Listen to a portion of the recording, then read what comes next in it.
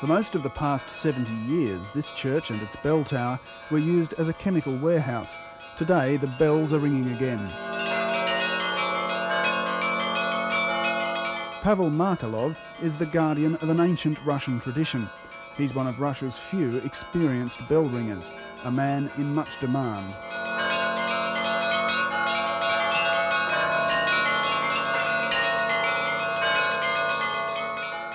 Звоню я уже 8-й год.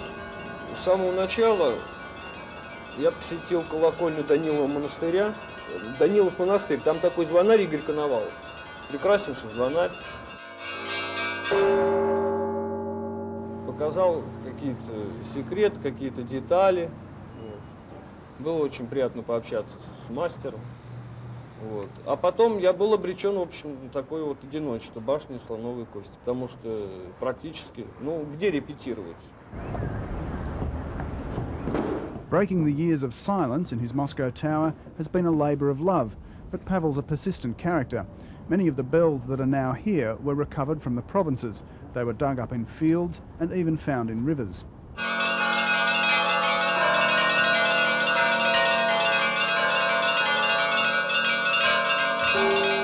Да, действительно, найти очень трудно. Нужно ездить в Троице-Сергую Лавру. Вот, Новодевичий монастырь. Пока остались еще старики. Пока есть старики, которые помнят, у которых слуховой опыт обогащен еще теми звонами, которые были в 20-е годы, то есть до разрушения.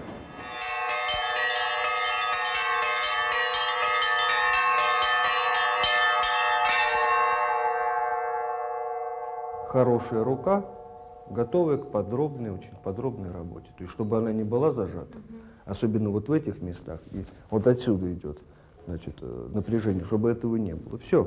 Pavel Markelov is a man with a mission. 12 months ago, the Cathedral of St. Sophia was a silent horror.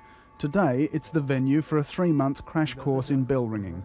Значит, немножечко надо как-то подтянуть его, посмотри внимательно, как сделать так, чтобы он лучше реагировал на руку.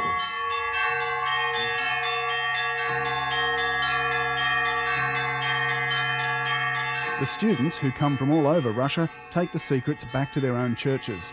Батюшка благословил сюда, значит, учиться, звонить в колокола. Да, в общем, у нас, наверное, билы будут покупаться. Вот, сейчас деньги собираются. Звонит Сосбил батюшка, значит, хочет создать. In the classroom, Pavel and his students work with an improvised arrangement of borrowed bells. The original bells of the Cathedral of St. Sophia have been lost forever. St. Sophia was just one of thousands of churches trashed in the 1920s. The cathedral's last priest was shot back in 1929.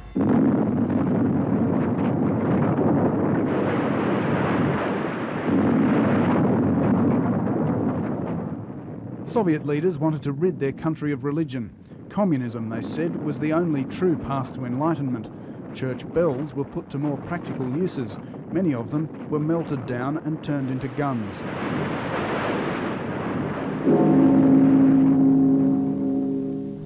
As a result, Russia today not only suffers from a shortage of bell ringers, but also a shortage of bells.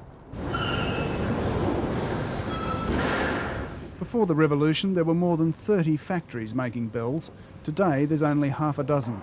The Renaissance factory in suburban Moscow makes sheet metal for rockets. Now it's making church bells as well. It's a business with a big future.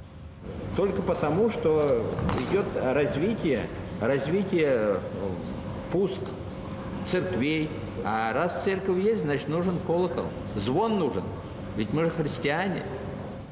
Bell making, like bell ringing, is an exacting art. According to the master, a good bell makes all the difference.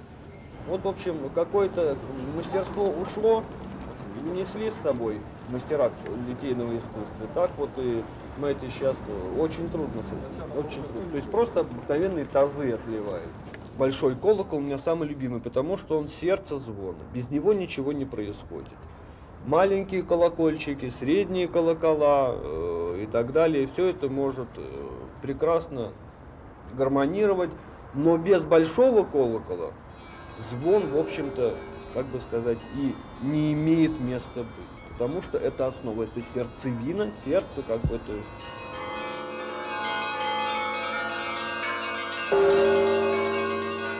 This bell tower's passionate master is doing his bit to keep the heart beating.